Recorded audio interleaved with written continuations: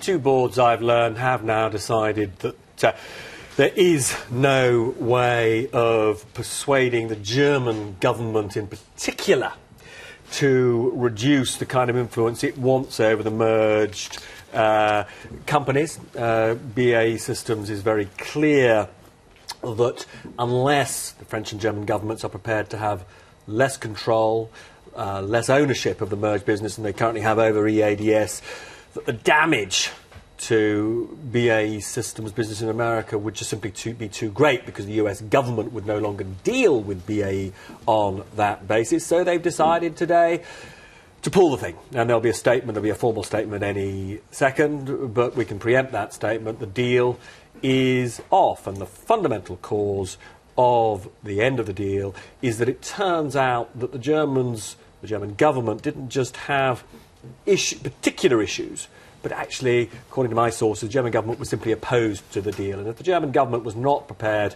to facilitate the deal, there was no way it could go through. In really simple terms, I mean, this merger was a possibility. It would have created a giant company. What has the reaction been? Is this good news or not good news for BAE Systems?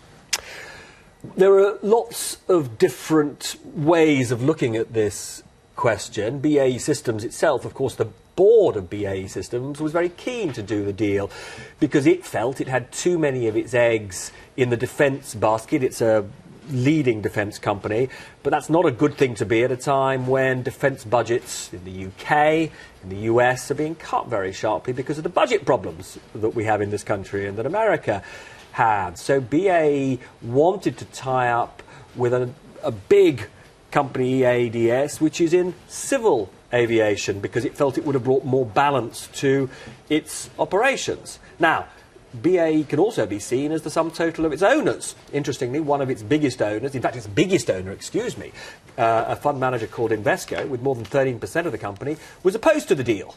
So that particular big shareholder and a number of other shareholders will probably feel it's a good thing that the deal is off. The interesting question is the attitude of the British government. The British government was trying to help this deal happen, and the reason for that is because EADS owns really important manufacturing facilities in the UK.